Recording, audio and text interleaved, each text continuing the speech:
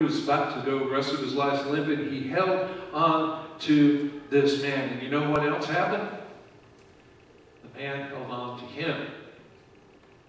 In the midst of all this struggle, when he was afraid that he was going to lose, or just whatever was going to happen, he had no idea for sure what was going to happen. He held on to God. And guess what? God held on to him. And we find that in the midst of our struggle, when we are struggling even with our faith, God, who is faithful and true, holds on to us as well. Amen.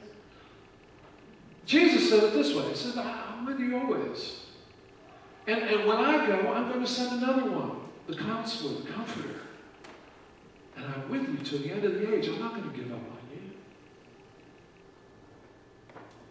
So, when we don't get the raise that we were hoping for, when the kids don't behave the way we want, when it just hurts to breathe, when we're tired, and it's not because we've been up till 2 o'clock in the morning at the football game.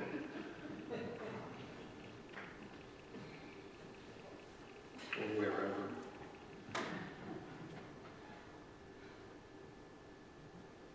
That doesn't mean God doesn't love us. Oh, there may be consequences. One of my favorite movies is Oh Brother, Where Art Thou? There's that scene where Delmar gets saved. I wish I could play that at church. Because I know that there's some other people. I can't remember the other fellow's name. What was it, Patty? It was Delmar and... What was the other guy's name? Delmar. Anyways, the other guy. Pete. Steve? Pete. Oh, Pete. Yeah, Pete says, well, I'll be.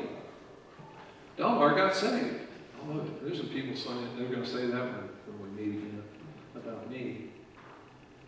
And he goes in and says, all my sins have been washed away. Even that Piggly Wiggly I knocked off. You said you didn't knock that off. I lied. I've been forgiven of that too. But then he's reminded, well, you may be all right in the sight of God. The state of Alabama might have some different ideas. There may be consequences to our choices. The God who is faithful and true is not going to leave us. So when we go through these difficult seasons, first of all, expect them. Not necessarily what they may be, but expect that you will encounter them. Secondly, hold fast. It may be a night of weeping. It may be longer than that. But God will not let go of you. Even the Apostle Paul, great evangelist of the New Testament, writes about bringing a message of hope and love to people, and they responded by flogging him and throwing stones at him to kill him and plotting against him. And he gets arrested and thrown into jail several times, and he's shipwrecked.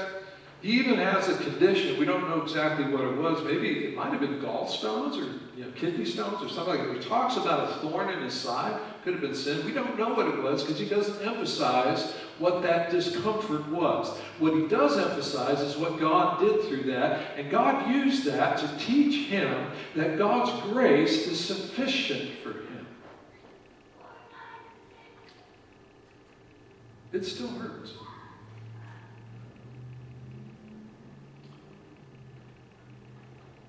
Apostle Paul says, in spite of all of this other stuff, I've learned to be content in all circumstances.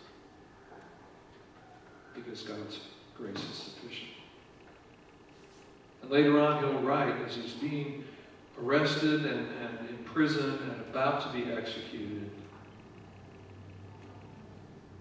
I can do all things through Christ who strengthens me.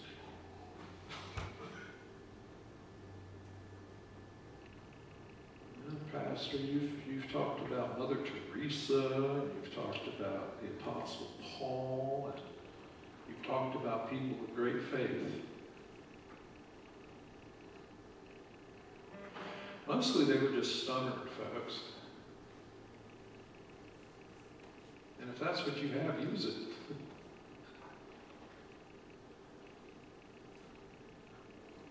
Because God who has begun a good work in you,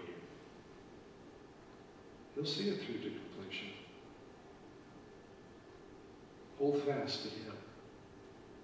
He will hold fast to you. Don't let go until the blessing comes.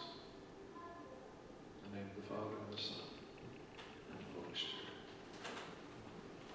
Our closing hymn is number 536, Precious Name. Would you please stand as you're able, and let's sing this song together.